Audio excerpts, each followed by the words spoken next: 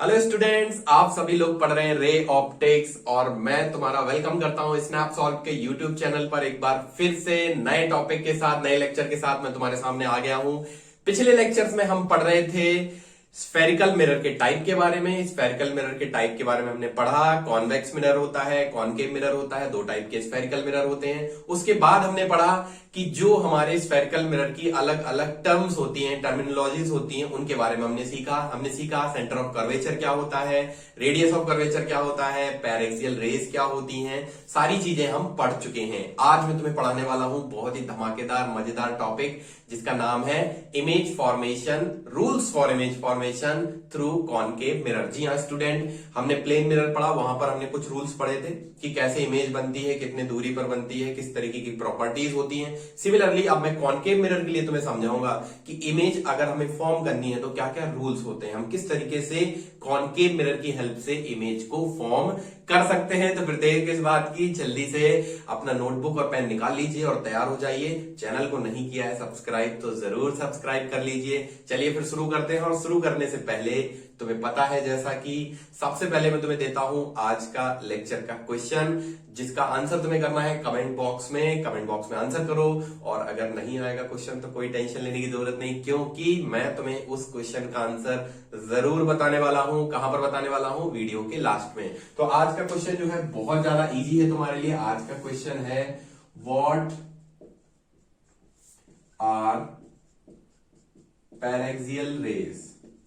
Paraxial rays किसको बोलते हैं? Very simple question dear student. अगर पिछला लेक्चर तुमने बड़े अच्छे से देखा होगा तो ये क्वेश्चन भी तुम बड़े अच्छे से बना लोगे, तुम्हें कोई भी दिक्कत नहीं आएगी। ओके, जल्दी से ये क्वेश्चन अगर आता है तो कमेंट बॉक्स में कमेंट करके बता दो, नहीं तो मैं लास्ट में आंसर तुमको कर दूंगा। तो आज हम क्या पढ़ने वाले हैं, जैसा कि मैंने तुम्हें बताया, rules for obtaining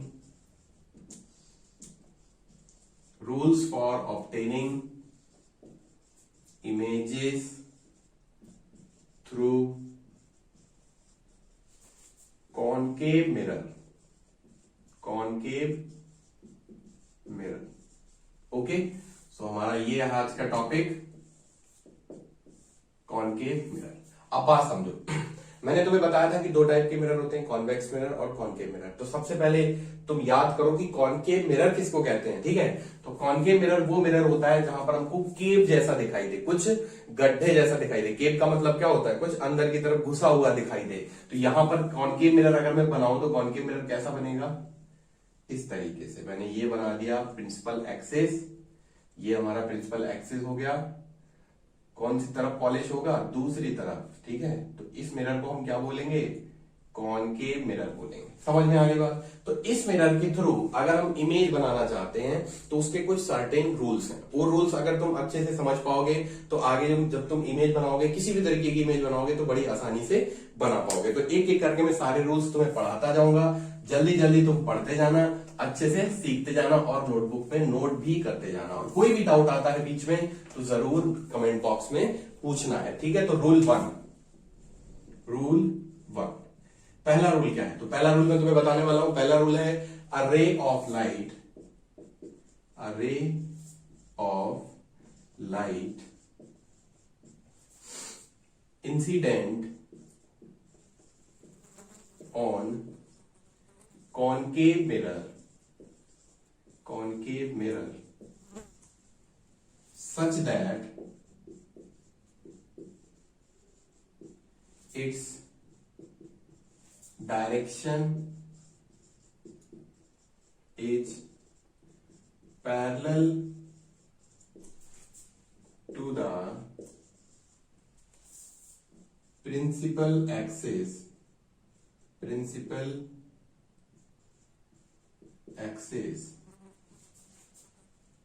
it passes through focus after reflection. अभी मैं समझाने वाला हूं कि ये मतलब क्या हुआ, इस बात का पूरा डायग्राम बना के भी तुम्हें बताऊंगा। तो बेसिकली क्या कहा गया है रूल वन में कि a ray of light incident on concave mirror such that its direction is parallel to the principal axis, it passes through focus after reflection. हमें पता है कि रिफ्लेक्शन होता है मिरर में, तो जब भी कोई ऐसी रे आए जो कि कैसी आए, प्रिंसिपल एक्सिस के पैरेलल आए, अगर प्रिंसिपल एक्सिस के पैरेलल कोई भी रे आएगी तो वो कहां से होकर निकलेगी, फोकस से होकर निकलेगी आफ्टर रिफ्लेक्शन। जैसे कि मैं यहां पर एग्जांपल के तौर पे तुम्हें डायग्राम बना के बताता हूं। लेट सपोज कि मेरे पास ये कॉन्केव मिरर है, ये मैंने मान लिया हमारे पास principal axis, okay, this is our principal axis, ये हमारे पास आ गया कॉन्केव मिरर। अब इस कॉन्केव मिरर के लिए रूल 1 क्या है कि अगर कोई भी रे ऐसी आती है जो parallel to the principal axis हो, सो लेट सपोज कि हमारा फोकस इसका कुछ यहां पर होगा, ठीक है। तो अगर हम कह रहे हैं कि अगर ये कोई भी रे इस तरीके से आए कि कैसे हो, parallel to the principal axis, तो पैरेलल कहां पे हो सकती है, इधर भी पैरेलल हो सकती है या फिर इधर भी पैरेलल हो सकती है ना। प्रिंसिपल एक्सिस के नीचे भी पैरेलल हो सकती है, ऊपर भी पैरेलल हो सकती है, कोई दिक्कत नहीं है। अगर मैं ऊपर वाली रे की बात करूं तो रूल क्या बोलता है कि जब भी कोई रे पैरेलल आएगी तो कहां से पास होगी रिफ्लेक्शन के बाद, फोकस से। तो यानी कि ये रे कैसे निकल जाएगी, ये रे कुछ कुछ तुम्हारी इस तरीके से तुम्हें निकलती हुई नजर आएगी, इस तरीके से निकलती हुई नजर आएगी आफ्टर रिफ्लेक्शन। क्या बात क्लियर है? इसी तरीके से जो हमने नीचे वाली रे ली थी, क्या ये भी यहीं से निकलेगी? बिल्कुल, कोई भी रे कहीं भी, यहां पर हो, यहां पर हो, कहीं पर भी हो, अगर वो पैरेलल है प्रिंसिपल एक्सिस के, ये हमारा पोल है, अगर वो पैरेलल हो प्रिंसिपल एक्सिस के तो हमेशा कहां से पास होगी, फोकस से पास होगी आफ्टर रिफ्लेक्शन। तो ये वाली रे भी कहां से पास हो गई, फोकस से पास हो गई, इस तरीके से। सो दिस वाज अवर रूल 1। तो जल्दी से इसको नोट करो, आगे मैं रूल 2 बताता हूं। सो स्टूडेंट्स, हमने रूल 1 पढ़ा, अब हम पढ़ रहे हैं रूल 2 की तरफ। तो रूल 2 हमारे पास है, इफ a light ray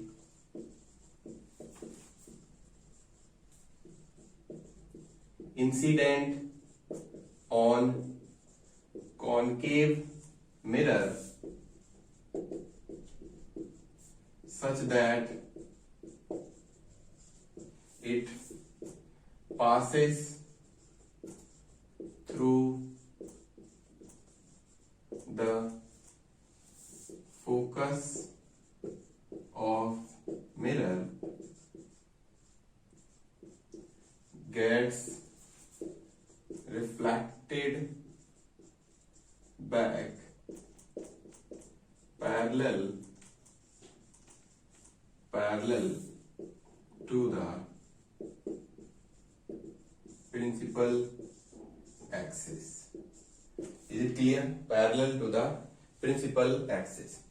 तो सबसे पहली चीज जो मैंने रूल 1 में बताया था कि अगर कोई हमारे पास रे है जो कैसी आ रही है, रे पैरेलल आ रही, तो फोकस से जाएगी। लेकिन दूसरा रूल क्या बोल रहा है कि अगर कोई रे इंसिडेंट इस तरीके से है कि वो फोकस से पास होते हुए आ रही है तो वो पैरेलल हो जाएगी, एक दूसरे का रिवर्स जैसा लग रहा है सब कुछ, ठीक है। तो यहां पर हम देख पा रहे हैं, अगर मैंने यहां पर एक कॉन्केव मिरर बनाया, फिर से मैं ड्रॉ करता हूं तुम्हारे लिए, और ये मैंने कोई प्रिंसिपल एक्सिस बना लिया, उसके लिए ये हो गया हमारा पोल, ये लेट सपोज हमारा फोकस। अब कुछ जो हमारा रूल है, वो रूल क्या बताता है कि रूल बताता है हमें कि अगर कोई रे इस पॉइंट से, यानी कि फोकस से पास हो रही है, ठीक है, जैसे मैंने कहा ये हमारे पास कोई रे है जो फोकस से पास हो रही थी, ठीक, तो ये रे जो फोकस से पास हो रही है, ये रिफ्लेक्शन के बाद reflected back parallel to the principal axis, यानी कि ये जब रिफ्लेक्शन होगा तो रिफ्लेक्शन के बाद कैसे हो जाएगी, parallel to the principal axis. तो इस तरीके से ये रे हमको पैरेलली जाती हुई दिखाई देगी आफ्टर रिफ्लेक्शन। ये क्या है हमारा फोकस। अब ये रे मैंने एक बनाई, इस पर तो ऐसे बहुत सारी रेज हो सकती हैं, इधर से भी कोई रे डालूं तो वो भी पैरेलल हो जाएगी, कोई और रे इधर से आ रही होगी तो वो भी पैरेलल हो जाएगी, कोई भी रे ऐसी होगी जो कि फोकस से पास हो रही हो तो रिफ्लेक्शन के बाद क्या हो जाएगी, वो parallel to the concave mirror हो जाएगी। Okay, so this was our rule 2। Now let's move on to rule 3। So students, rule 3 जो है हमारा वो इस तरीके से है, रूल 3 इस तरीके से है कि if a light ray incident on the concave mirror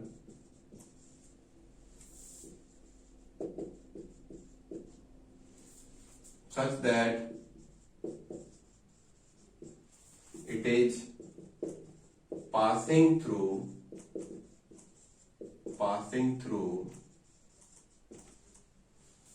such that it is passing through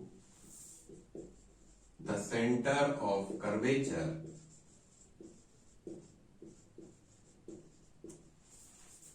it gets reflected back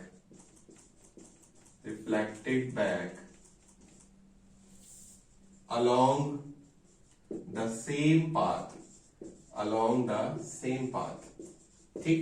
तो पहला हमने रूल पढ़ा था कि अगर कोई रे पैरेलल आएगी तो फोकस से जाएगी। दूसरा रूल हमने पढ़ा कि अगर कोई रे फोकस से जा रही है तो पैरेलल हो जाएगी। अब तीसरा रूल हम पढ़ रहे हैं कि अगर कोई लाइट रे ऐसी है जो मिरर के सेंटर ऑफ कर्वेचर से पास हो रही होगी तो वो कहां से रिफ्लेक्टेड होगी, back along the same path पर वापस हो जाएगी। कैसे, इस तरीके से देखो ध्यान से। ये मैंने कोई एक कॉनकेव मिरर के लिए बनाया प्रिंसिपल एक्सिस, और ये मैंने यहाँ पर पॉलिश कर दिया जिससे ये कॉनकेव मिरर बन गया। ठीक है, तो अगर मैं कहूं कि जो हमारा रूल है वो क्या बोल रहा है, जैसे मैंने कहा यहाँ पर कहीं फोकस है एफ और यहाँ पर हमारा कहीं सेंटर ऑफ कर्वेचर है सी। तो सेंटर ऑफ कर्वेचर से पास होने वाली कोई भी रे, अगर मैं कहूं कि लो प्रिंसिपल एक्सिस से ही पास हो रही होती है रे, तो सेंटर ऑफ कर्वेचर से पास होती और वापस रिफ्लेक्टेड बैक कहां हो जाती, सेम पाथ पर। इसी तरीके से अगर मैं कोई ऑब्लिक ले लूं, जैसे मैंने कहा ये रे है हमारे पास, ये एक रे, ठीक है, ये रे जा रही है। अब ये जब जाएगी इधर टकराएगी, इधर टकराने के बाद रूल क्या बोलता है हमारा कि अगर ये सेंटर ऑफ कर्वेचर से पास हुई है तो ये back reflected back on to same path, उसी पाथ पर वापस आ जाएगी। इसका रिफ्लेक्शन जैसा होगा कि वो जिस पाथ से आई थी उसी पाथ पर वापस हो जाएगी। तो आई होप कि तुम्हें तीसरा रूल भी बड़े अच्छे से समझ में आ गया होगा। अब हम बढ़ रहे हैं अपने फाइनल रूल की तरफ, चौथे रूल की तरफ। तो जो रूल 4 है डियर स्टूडेंट, हमारा रूल 4 क्या कहता है, रूल 4 भी समझ लेते हैं, हमारा आखिरी रूल। ठीक है, रूल 4 क्या कहता है कि a ray of light incident obliquely towards the pole of concave mirror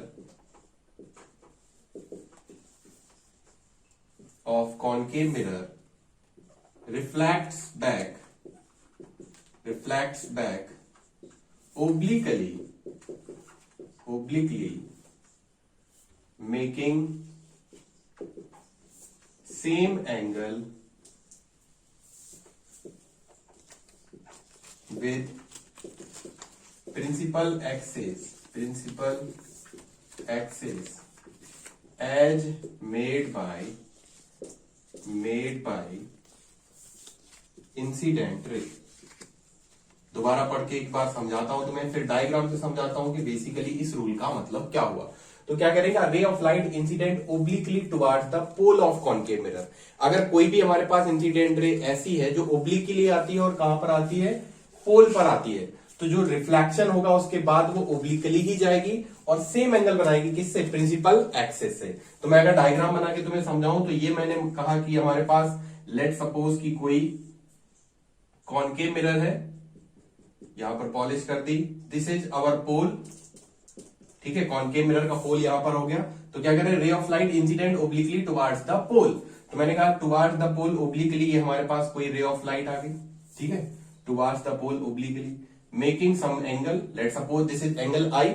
laws of reflection पूरा फॉलो करता है ये मिरर भी, जैसे हमारा plane mirror laws of reflection follow करता है, कॉनकेव मिरर, कॉन्वेक्स मिरर और स्फेरिकल मिरर बेसिकली कहूं तो वो भी लॉज ऑफ रिफ्लेक्शन को फॉलो करते हैं। तो यहां पर जब ये आई एंगल पर आएगा तो ये कितने एंगल पर रिफ्लेक्ट हो जाएगा, ओब्लिकली आई एंगल पर ही रिफ्लेक्ट बैक हो जाएगा।